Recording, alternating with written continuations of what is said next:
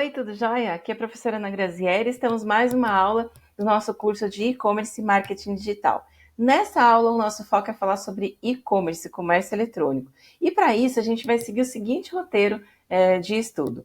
Primeiro, a gente vai fazer a definição, trazer o conceito de comércio eletrônico, tipos e vantagens dessa ferramenta.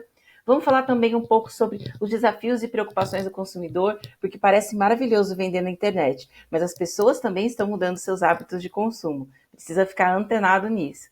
Vamos falar também sobre estratégias para um e-commerce de sucesso, para um e-commerce de resultado e como fazer a criação de tráfego para o seu site, além de ferramentas que são utilizadas para o monitoramento da nossa atividade, para saber se o nosso planejamento de comércio eletrônico está dando certo. Então, bora começar? Bom, começando pelo começo, sempre muito importante isso, a gente vai trazer aí a definição de comércio eletrônico, ou seja, todas as atividades, transações que são realizadas utilizando o meio eletrônico, ou seja, utilizando a rede. Essas transações, elas podem acontecer tanto entre empresas quanto com pessoas, como também envolver outros tipos de instituições como o governo. E aí, diante desse conceito, a gente tem alguns tipos de comércio eletrônico, que são esses aqui, tá? Então, você já deve ter até ouvido falar de alguma dessas siglas, tá? Porque elas são muito comuns no ramo de vendas, no ramo de marketing. Mas só para dar uma detalhada um pouco melhor. O primeiro caso que a gente tem ali, que é o B2B, que é business to business, é quando uma empresa vende para outra empresa. É o caso do atacado, por exemplo. Só que lembrando, essa relação é feita pela internet, pelo comércio eletrônico. Tem a relação B2C, que é quando a empresa vende para o consumidor, direto para o consumidor, que é a relação de varejo, por exemplo. Na C2C é a relação que tem entre um consumidor transacionando algum tipo de bem com outro consumidor. Por exemplo, é o que ocorre nas redes sociais. Algumas pessoas vão lá, postam conteúdos, outras pessoas vão, né, acessam aqueles conteúdos, consomem aquilo de alguma forma.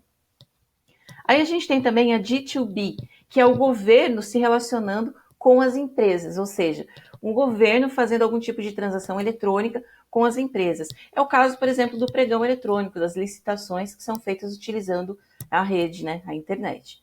Tem também o D2C, que é o governo se relacionando com os consumidores, ou seja, quando o governo presta algum serviço para o cidadão utilizando a internet para isso. Por exemplo, quando você vai requerer uma segunda via de um imposto para fazer o pagamento, né? Essa relação D2C. Aí tem também a D2D, é quando um governo se relaciona com o outro, faz algum tipo de transação com outro governo através da internet. É o caso, por exemplo, agora da crise da Covid. Secretarias estaduais de saúde, elas vão reportando diariamente informações para o governo federal sobre a crise que a gente está passando, tá certo? Então, olha aí um pouquinho esses exemplos para ver onde o seu caso se encaixa. Frequentemente ele vai se encaixar no B2C, ou seja, você vendendo direto para o consumidor, ou ainda você vendendo para outro tipo de empresa. Mas quem sabe tem alguma outra relação aí que parando para pensar você não descobre, não é verdade? Bom, aí outra coisa importante é a gente pensar o seguinte, que quando a gente lida com o comércio eletrônico, como eu falei agora há pouco, parece tudo maravilhoso, né? Mas nem sempre é desse jeito. Existem algumas vantagens, mas também tem algumas questões que a gente precisa tratar de forma pontual. Então é muito latente, primeiro, que quando você usa o comércio eletrônico, você reduz custo e tempo de abastecimento. O que significa isso? O comércio eletrônico não é igual a uma loja física. Então você não tem uma vitrine física, você não tem atendente, você não tem balcão, o seu esquema, né, de logística, de abastecimento ali é diferenciado. Então, frequentemente, as empresas que hoje resolvem abrir, elas usam o comércio eletrônico porque sabem que é mais em conta, fica mais barato, ela tem menos custo para operar do que se for uma loja física. E muita loja física está abrindo a sua loja virtual por conta disso, por perceber também essa vantagem em relação aos custos. Outra coisa importante, comércio eletrônico evita intermediário. Então, se você quer se relacionar direto com um cliente ou direto com uma empresa, muitas vezes isso não é possível porque tem outras pessoas ali envolvidas na cadeia. Então, o comércio eletrônico possibilita que essa relação ela seja um pouco mais direta, ou bem mais direta, tá? Outra coisa importante, retire ineficiências da cadeia. Quanto mais você vai encurtando a cadeia, mais você vai aproximando a empresa do cliente. E isso vai eliminando problemas que possam ocorrer ao longo dessa cadeia. Isso é legal também. Dá para você fazer uma comparação de preços, características e valores de uma forma muito mais fácil do que se você for fazer isso na loja física. Então a pessoa vai de uma loja para outra fazendo essa comparação, perde um tempo, né? Gasta um tempo, aliás, para fazer isso, e muitas vezes não consegue a informação que é útil para ela. No comércio eletrônico é muito mais fácil. Você abre várias abas ou usa um buscador de preço e isso vai te facilitando a vida. Ajuda o meio ambiente. Tem a pegada ambiental, não tenha dúvida, né? A gente tem menos consumo de papel, menos pessoas utilizando outros tipos de recurso, como, por exemplo, combustível para se locomover. Enfim, tem toda aí uma pegada ecológica que fica diminuída quando a gente está falando de comércio eletrônico, comparando com as lojas físicas. Então, o meio ambiente agradece. Você tem um trato muito mais rápido em relação ao encaminhamento de solicitações, resposta e troca de informações pelo comércio eletrônico do que se a gente estivesse fazendo numa loja física, numa loja tradicional. E ainda é possível você construir base de dados para o comércio eletrônico que dificilmente você conseguiria fazer numa loja física. Porque aí vai na loja física, o indivíduo às vezes tem que preencher um negócio quando você não tem ali um aplicativo que facilite essa coleta de dados. Então, no comércio eletrônico, isso fica muito mais simples. Mas para que eu quero base de dados? Para você fazer essas campanhas de marketing digital, né? Você precisa de informação para tocar isso aí também, tá certo?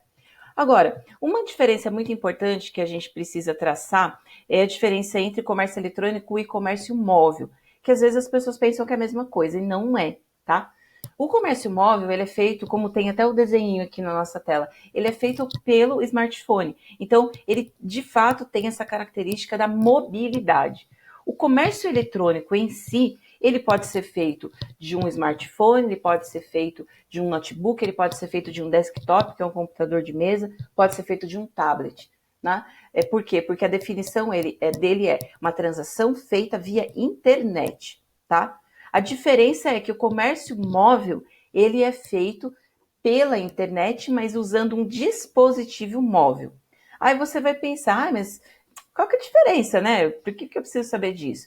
Você precisa saber disso porque na hora que você vai desenhar a sua loja, você vai desenhar o seu site do e-commerce, você precisa entender que esse site, essa loja, precisa ter essa característica do dispositivo ou do comércio mobile, ou seja, ela precisa ser boa de acessar, de ver, de visualizar, não só no computador de mesa, mas também aqui, ó.